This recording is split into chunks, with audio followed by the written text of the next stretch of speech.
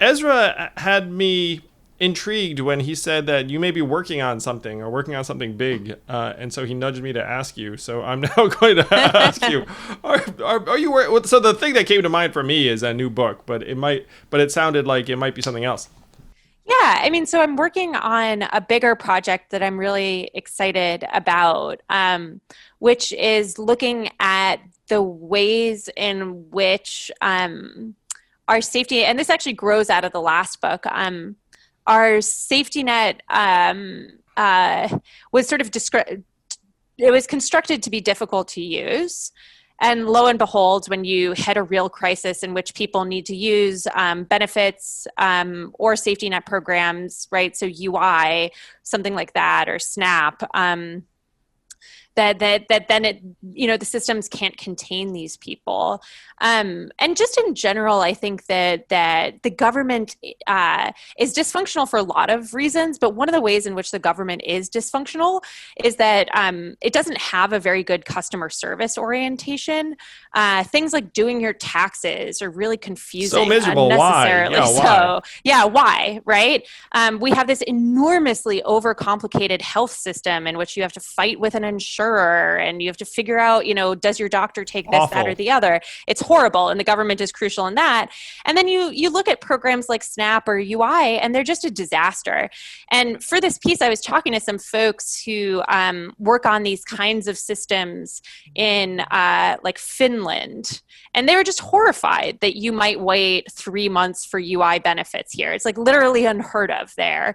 And so that's one thing that I've really been thinking about a lot this year, because I think it's in a lot of ways intentional, right? We don't want the government to work very well, or at least a lot of people. I want it to work well, Annie. I don't know about you. You do. Historically, many politicians have thought that these should be punitive programs, that they shouldn't be ones that are easy to access or to use. And it's a pretty paternalistic, like, well, if you're unemployed and you need help from the state, then you should have to go to this office and figure it out. We don't want to make it to, it's a famous Paul Ryan line, right? Like, we don't want the safety net to be a hammock. But I think that you can kind of back out and just see how little administrative capacity the federal government has at this point, and the states that are administering federal programs. And it's pretty horrifying. And it's a really hard problem to measure, but it's like very obvious to everybody who ever interacts with any of these systems. Oh, we all heard the horror stories of people getting busy signals for days and weeks on end because they're trying to call Yes. their state unemployment office. And the obvious question in my mind was, why the heck do you have to call someone to get your benefits? Like, what is going on here? Yes. Like, there should be myriad ways for you to access those benefits that do not involve your getting frustrated dialing in. And every time you call and get that busy signal, it's an erosion in public trust. Yes. Like we're conditioned to think that things are supposed to be this lousy, and it's awful. So you're writing a book about why things were designed to be lousy? Is that No, just I'm working on a story on it now, right? It's about how it came to be that public administration became the burden of individuals instead of the government. Because I think that that's functionally what happened. And I think that there's absolutely no reason for it. It was a colleague was asking me, why is it that unemployment isn't automatic? So as soon as you lose your job in a layoff, you don't just get unemployment. And I was like, well, because we've designed it not to be automatic. Like, there's absolutely no reason that it couldn't be automatic. And the same thing for a lot of these programs, right? Like, why isn't it that if you are a parent with low income who has a new kid, that you don't just automatically get a payment from the government to support that kid's nutrition and to make sure that you have childcare? Other countries do that. We don't. And so I think that this really grew out of my thinking about this really grew out of the last book, where one of the cool things about UBI is it just vaults over a lot of these problems. But absent UBI, there are a lot of fixes that other governments have taken, lots of updates that other governments have made. And I think that there's like the role of the Republicans in all of this is a little bit more obvious. But one thing that I think is especially fascinating is that it's not like blue states are a lot better on this front. front than red states, right? They have a lot of issues with administrative complexity. California has had an absolute disaster with its UI system and people waiting months and months and months for benefits. And the problem is really systemic and multi-causal, and it touches all sorts of programs.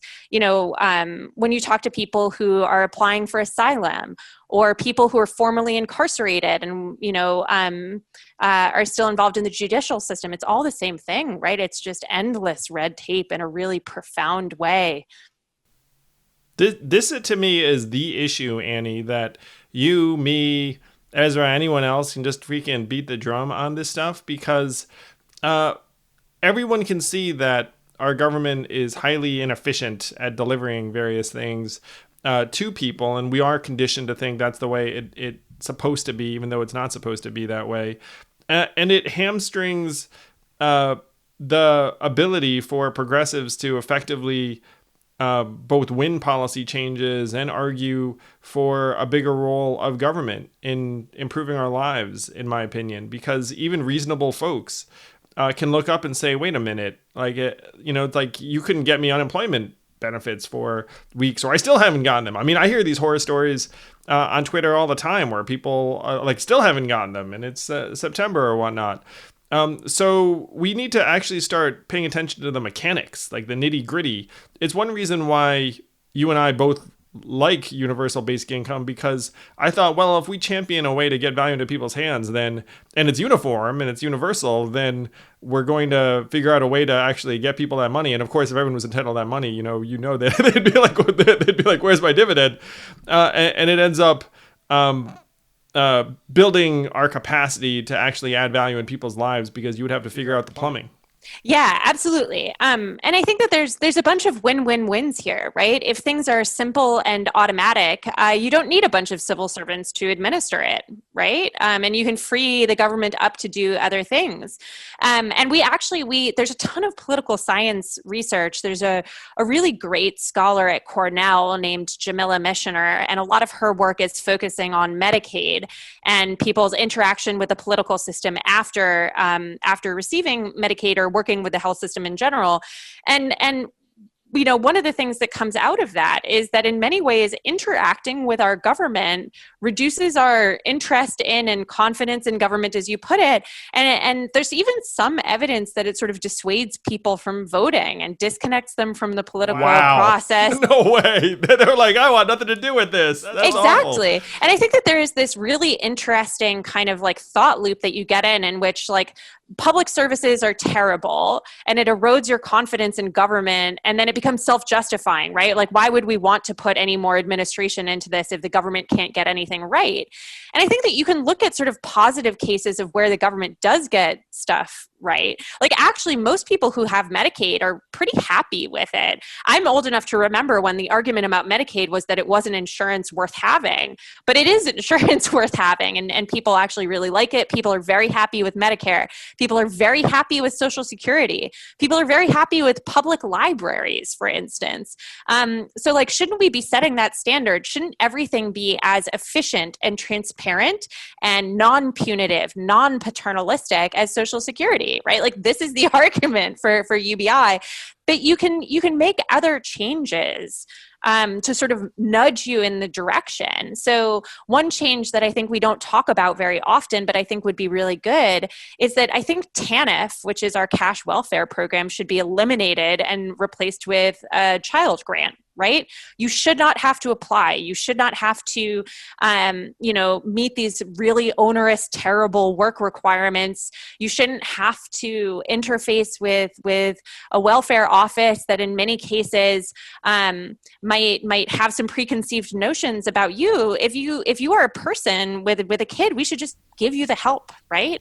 And we should take away all of the red tape and the judgment and the everything that goes with it. And so I think that that's probably the clearest case. TANF is a really unworkable, punitive, terrible program, depending on which state you're in. And it's also not big enough, right? It doesn't actually help enough people get out of poverty, because it's been capped at this amount since 1996. The same amount gets appropriated for it every year. And so I think as a general point, like making government work for people is not necessarily a focus of our political system, but it really should be. Thank you for listening in. I hope you enjoyed this conversation. If you did, please do subscribe to Yang Speaks and click on notifications so we can let you know every time we have a new episode.